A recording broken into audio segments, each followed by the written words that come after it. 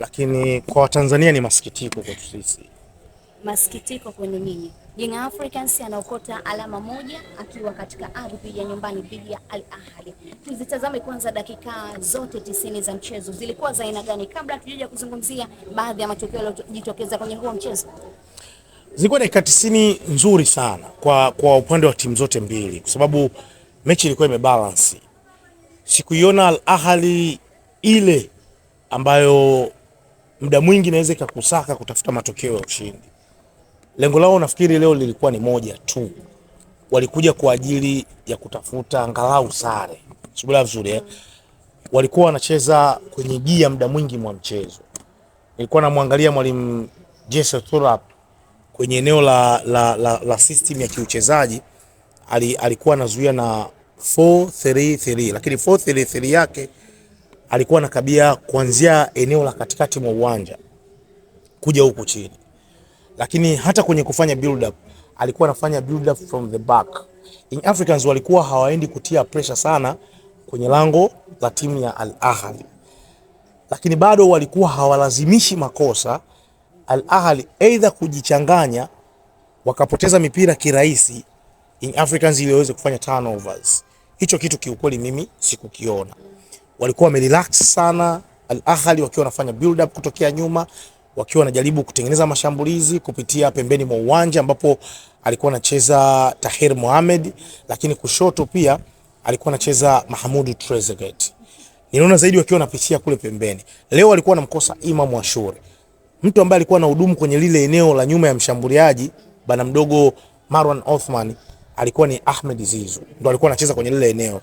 Bado na yeye hakuwa na madhara yale ambayo tuliyaona aliyasababisha Imam Ashur kwenye mechi iliyopita. Kwa ulikuwa unaiona Al Ahly zaidi ikiwa inajaribu kucheza kwenye gia na kuja kutafuta sare kwa sababu wao sare inawanufaisha kwa sababu wao wanapata alama 8. Africans anafikisha alama 5. Lakini wana mechi moja nyumbani na wana mechi nyingine wapi? Ugenini. Kwa hiyo kwao ilikuwa ni faida, wakifikisha alama 11 wametoboa. Lakini kwa Africans pia performance ya leo haikuwa nzuri sana wala haikuwa mbaya sana. Ilikuwa katikati. Yaani haikuwa wow. Unajua ili wafunge Al Ahly ni lazima uwe na performance bora kupindukia. Ukiwa na performance ya kawaida uwafunge Al Ahly. Walianza vizuri sana in Africans kwa nidhamu kubwa sana, wakiwa na utulivu wa hali ya juu. Ndio maana mwalimu aliamua kucheza na mabeki 4 wenye asili ya kucheza katikati. Mabeki 3 wenye asili ya kucheza katikati. Alafu beki mmoja ndio alikuwa fullback. Lakini kuna muda alikuwa anajaribu kutumia wingback.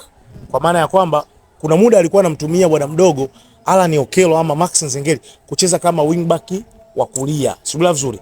Leo Israel Patrick Mwenda, Atola Kwasiao, Kibwana Shomari walianzia wapi? Walianzia benchi.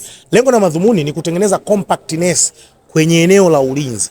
Lakini juu yao alikuwa Mohamed Damaro Kamara ambaye yeye kazi yake ilikuwa ni kuilinda hii back 4 na kutokufanya makosa mengi ambayo yangeweza kuigharimu in Africans. Hilo alilifanya kwa ufanisi mkubwa sana Mohamed Damaro Kamara. Leo alikuwa katika kiwango bora. Bato yake na mtu kama Aliou Dieng ilikuwa kubwa sana. Alikuwa ampi hiyo chance ya kuweza kuidrive Al Ahly kuja kufika kwenye lango la in Africans kirahisi na kuleta madhara. Alikuwa atoi hiyo room ya kufanya link up kati ya Ahmed Zizu ama kile kiungo cha ushambuliaji na wakina Aliou Dieng ama Marwan Atia kwa ajili ya kuidhuru ya Africans. Kwa leo Mohamed Damaro Kamara alifanya wanasema majukumu yake kwa usahihi sana. Lakini shida ambayo niliyoiona mimi, ukiacha kiwango cha Pacome Zouzoua ambaye leo angalau alikuwa na drive team kwenda mbele. Yeye peke yake kuna muda alikuwa anaichukua ile safu ya ulinzi ya Al Ahly, anaingia nayo, anajaribu kupiga mipira ya hatari. Akawa anajaribu hata kupiga lakini bado ilikuwa ni ngumu. Ukiacha hivyo, bado sikuona performance nzuri kwa wachezaji wote ambao walioanza. Duke Abuya, ukiacha shooter aliyopiga Alan Okello, bado leo hakuwa na madhara sana. Lakini pili, angalau Depo alikuwa anafanya link up play.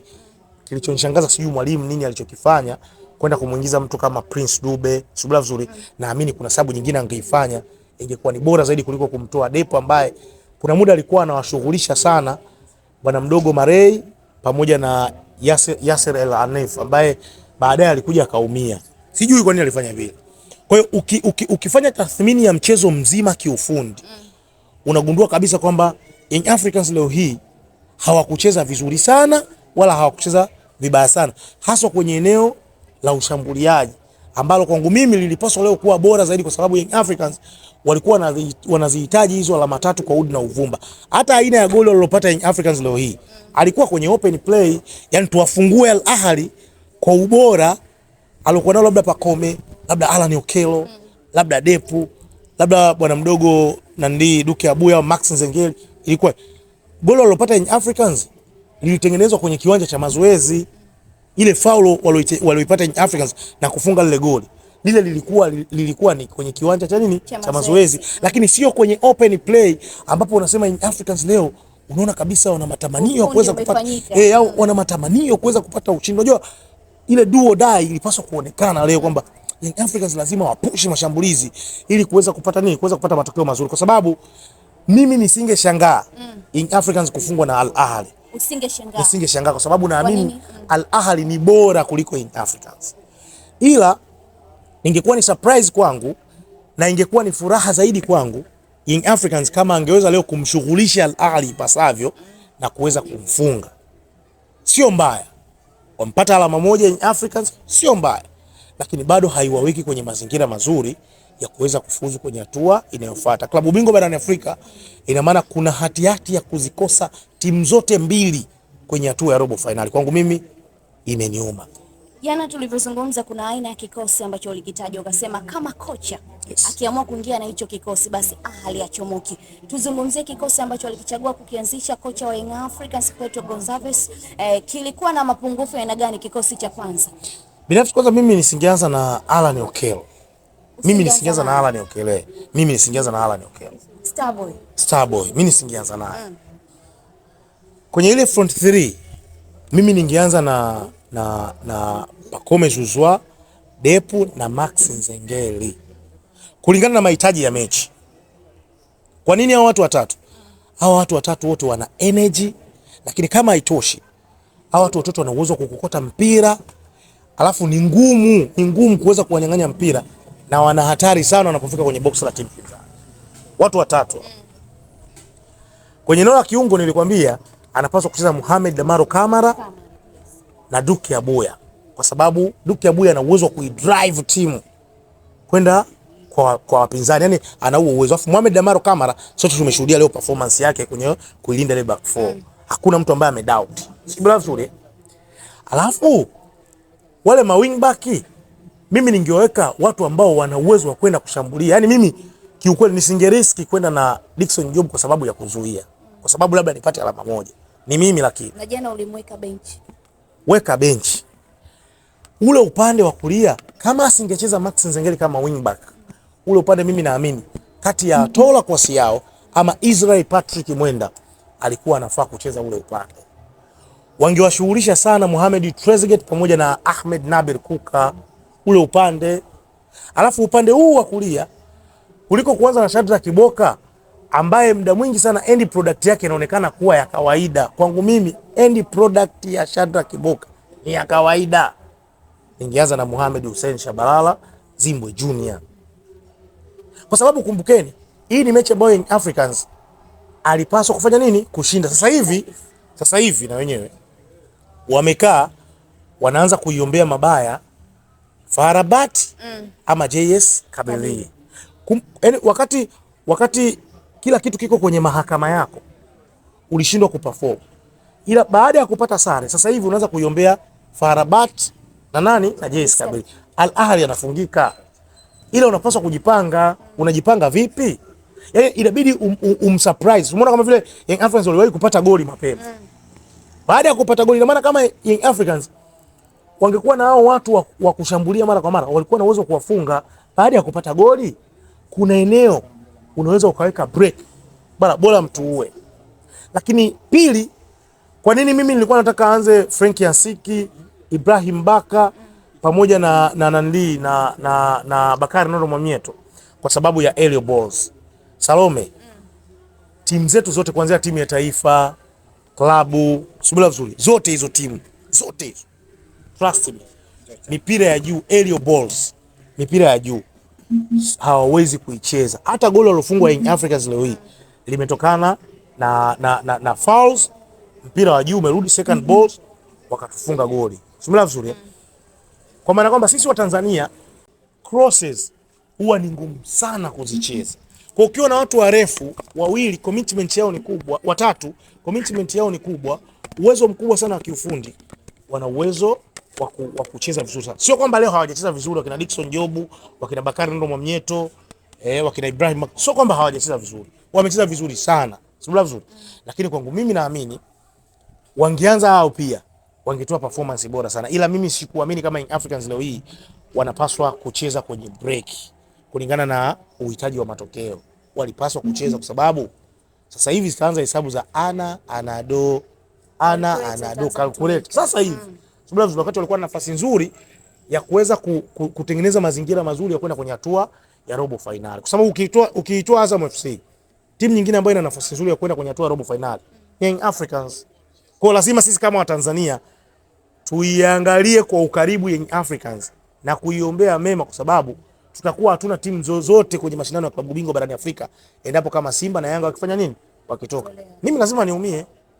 Dakika 45 za kwanza Young Africans akiwa na uongozi, 45 za pili wanaruhusu goli. Lile goli kila mmoja anazungumza la kwake. Makosa yalikuwa ya aina gani? Nani alisababisha makosa hadi Young Africans kuruhusu lile goli? Yale makosa ni ya timu nzima. Second balls kila mtu anahusika. Ule mpira ulikuwa ni wa kona. Umedondoka mpira katikati ya watu. Ni kama vile walivyofungwa Al Ahly. Na wenyewe pia wataenda kujilaumu kwa makosa waliyofanya. Timu nzima Young Africans wanapaswa kuhukumiwa kwenye kosa ambalo Al Ahly walikuja ku-equalize lile goli. Kwa sababu mpira ulidondoka kwenye box wakiwa watu wengi ambao walikuwa na uwezo wa kufanya nini? Wa kuokoa. Na wengine wakiwa wamekaa kwenye box, kwa sababu Aludi yeye ilibidi atafute yengo, mpira kidogo utoke nje unaenda kuunga mwamba ukarudi. Ina maana walikuwa wengi pale, kwa hiyo walikuwa na uwezo wa kufanya nini? Wa kuokoa. Kwa hiyo timu nzima walishindwa kureact kwenye second ball. Baada ya kona ambayo kiuhalisia walicheza, walijaribu kucheza, na ndio mipira ambayo nimesema inakuwa inatuumiza sana wa Tanzania. Kona, fouls, crossi zinatuumiza sana. Second balls zile huwa tunashindwa sana kuziondoa, ama kucheza mpira ya vichwa inatusumbua mno. Kwa hiyo wote wale waliokuwa pale kwenye ile box walihusika, sio kumtupia lawama mchezaji mmoja mmoja. Hiyo kwangu mimi nakataa. Majina ya wachezaji ambao walikuwa wanatazamiwa kwenda leo kuonyesha kitu gani hasa kimewafanya Young Africans kuwasajili ni pamoja na Depp Alan Okello, pamoja na Mohamed Damaro Kamara. Tuzungumzie performance za wachezaji kwa sababu wote tunaamini usajili wa Young Africans ulibezi sana kwenye michuano ya kimataifa. Ukiacha shuta alilopiga Alan Okello akacheza Mustafa Shober, leo hakuwa na mechi nzuri. Leo hajacheza vizuri, leo kacheza vibaya. Mchezaji ambaye ameperform kwa kiwango kikubwa kwa wachezaji watatu ambao leo wameanza wamesajiliwa na Young Africans, ambaye ni performance bora zaidi leo ni Mohamed Damaro Kamara. Hivi unafahamu kwamba Mohamed Damaro Kamara leo ndio imekuwa mechi yake sijui ya kwanza ya pili kutoka bila kuruhusu kadi ya njano. Leo Mohamed Damaro Kamara, mimi nimemfuatilia akiwa Singida, akiwa sijui wapi.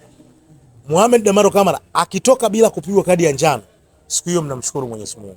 Leo dhidi ya Al Ahly, mechi ngumu, amekutana na viungo bora Marwan Yati hapa Aliou Dieng, lakini bado amemudu kutoka bila kupigwa kadi ya njano.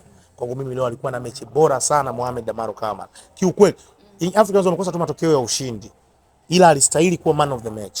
Amelinda ile back 4, back 3 kuna muda vizuri mno. Amefanya kazi chafu sana mwanaume yule pale. Subiri kuna muda Aliou Dieng mpaka kama amechoka mwenye.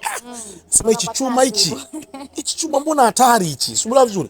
So leo alikuwa na performance bora sana. Kwa Depp huwezi kumlaumu moja kwa moja kwa sababu Young Africans walikuwa wanacheza kwenye gia kwa muda mrefu. Ndio maana nikasema leo sikuona kama Young Africans wameperform kwa kiwango hicho, kwa sababu walikuwa hawaruhusu mipira mingi kwenda kwenye boxi kuwashambulia Al Ahly, mipira mingi kumfikia Depp. Kwa hiyo hakuwa na performance nzuri sana, kwa sababu bado mipira mingi ambayo angehusika nayo moja kwa moja kupata sifa zetu sisi labda wachambuzi, mashabiki, hakuipata kwenye box. Kwa hiyo alikuwa na performance ya wastani. Peke yake Mohamed Amaro Kamara, salute. Ukiachana hao maingizo mapya, wachezaji wengine ambao walipata nafasi, Pacome Zouzoua ambao kidogo waligusia na performance yake. Hebu tumzungumzie Pacome. Wow, Pacome. Kwenye meza ambayo nimeiandaa mimi ya kahawa. Kuna Faisal Salum Feitoto Abdallah, kuna Stephen Aziz Ki, Mwamba Lusaka Chama. Hii meza ni ya watu watatu, niliandaa ya kahawa. Chama, Mwamba Lusaka, Faisal Salum Feitoto Abdallah, Pacome akiwa amesimama. Aziz Ki, alafu Pacome akiwa amesimama. Nani ampishe? Mimi namchomoa Aziz Ki rasmi, namweka Pacome Zouzoua kwamba ndio starman wa timu ambaye anaweza akakupa kila kitu bora.